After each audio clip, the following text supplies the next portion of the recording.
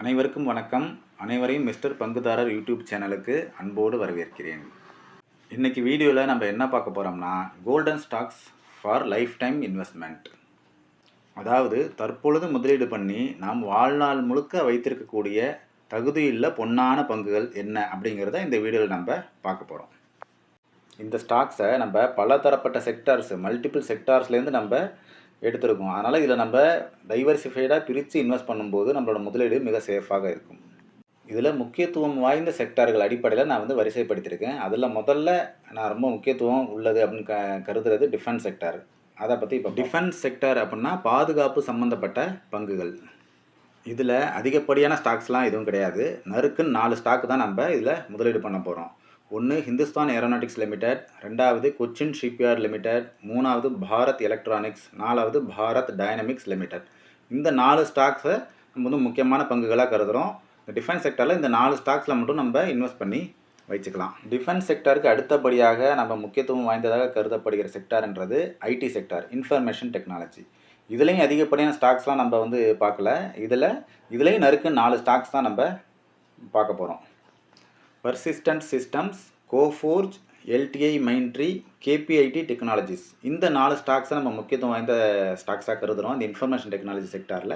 இதில் முதலீடு பண்ணி இப்போ வச்சுக்கலாம், எத்தனை காலம் வேணால் நம்ம வச்சுருக்கலாம். ஐடி செக்டாருக்கு அடுத்தபடியாக நம்ம முக்கியத்துவம் வாய்ந்த செக்டாராக கருதுவது pharma and health care sector.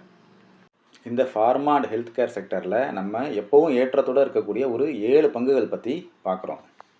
TVS Laboratories Limited, Abbott India, Neuland Laboratories Limited, Apollo Hospitals, Max Health Care, doctor Reddy's Laboratories, Medanta அப்படிங்கிற குளோபல் ஹெல்த் லிமிடெட். இந்த 7 ஸ்டாக்ஸு நம்ம ரொம்ப முக்கியம் வாய்ந்த ஸ்டாக்ஸுகளாக கருதுகிறோம். இதில் முதலீடு பண்ணி வச்சுக்கிறது மிக நல்லது எதிர்காலத்தில். அடுத்தபடியாக நம்ம முக்கியத்துவம் வாய்ந்த செக்டாராக கருதுவது எஃப்எம்சிஜி செக்டார், அதாவது ஃபாஸ்ட் மூவிங் கன்சியூமர் குட்ஸ். இந்த எஃப்எம்சிஜி ஸ்டாக்ஸில் நம்ம முதலீடு பண்ணும்போது அதுக்கான ரிட்டர்ன்ஸ் நமக்கு மற்ற ஸ்டாக்ஸுகளோட கம்பேர் பண்ணும்போது கம்மியாக இருந்தாலும் இது ஒரு கஷ்ட காலத்தில் நமக்கு மிகவும் கை கொடுக்கக்கூடிய நல்ல பங்குகள் இந்த பங்குகள்.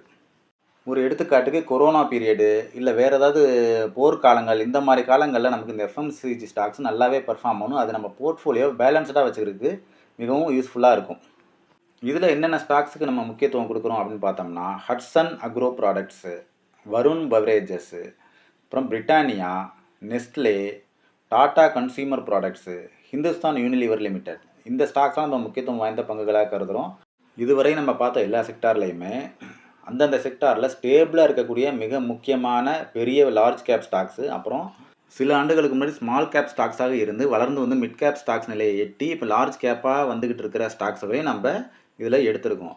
ஸோ இதனால் நீங்கள் இந்த எல்லா ஸ்டாக்ஸ்லையும் ஈவனாக பிரித்து முதலீடு பண்ணும் பொழுது நம்மளோட போர்ட்ஃபோலியோ மிகச் சிறப்பாக செயல்படுறதுக்கு இது ஒரு நல்ல வாய்ப்பாக இருக்கும்னு நான் கருதுகிறேன். இதற்கு அடுத்தபடியாக நான் முக்கியத்துவம் வாய்ந்த செக்டாராக கருதுவது ரீட்டைல் செக்டார், அதாவது சில்லறை வியாபாரம் பண்ணக்கூடிய பங்குகள். இந்த செக்டரில் நம்ம நிறையா ஸ்டாக்ஸ்லாம் நம்ம பார்க்க போகிறது கிடையாது. முத்தான 3 பங்குகள் அதை மட்டும் நம்ம பார்க்க போகிறோம். அது என்னென்னா டிமார்ட், ட்ரெண்ட்டு, டைட்டான். இந்த 3 ஸ்டாக்ஸ் மட்டும் நம்ம முக்கியத்துவம் கொடுக்குறோம். இந்த 3 ஸ்டாக்ஸில் நம்ம முதலீடு பண்ணி எத்தனை காலம் வேணால் வச்சுக்கலாம். நம்ம இந்த golden stocks for life time அப்படிங்கிற இந்த வீடியோவில் நான் மொத்தம் 15 செக்டாரு நான் கவர் பண்ணியிருக்கேன். ஆனால் 15 செக்டார் ஒரே வீடியோவில் போட்டால் உங்களுக்கு அதை ஃபாலோ பண்ணுறது ரொம்ப கஷ்டமாக இருக்கும். அதனால் இந்த வீடியோவில் இந்த 5 செக்டாரோடு இன்றைக்கி நான் முடிச்சுக்கிறேன். மீதி 10 செக்டார்கள் பற்றியும் அதில் இருக்க பங்குகள் பற்றியும் அடுத்த வீடியோவில் நம்ம டீட்டெயில்டாக பார்க்கலாம். இப்போ நம்ம இந்த வீடியோவோட நிறைவு பகுதிக்கு வந்துட்டோம். இந்த வீடியோவில் நம்ம பார்த்த பங்குகள் பற்றியும் அந்த செக்டார்கள் பற்றியும் யாருக்குன்னா ஏதாவது சந்தேகங்கள் இருந்துச்சுன்னா எனக்கு கமெண்ட்டில் கேட்கலாம். அந்த கமெண்ட்டில் நான் உங்களுக்கு பதில் அளிக்கிறேன். இந்த வீடியோ உங்களுக்கு ரொம்ப யூஸ்ஃபுல்லாக இருந்திருக்கும் அப்படின்னு நான் முழுமையாக நம்புகிறேன். இந்த சேனலை நீங்கள் சப்ஸ்கிரைப் பண்ணி வச்சுருக்கீங்கன்னா நான் போடுற வீடியோ உடனுக்குடனே உங்களுக்கு சேரும்.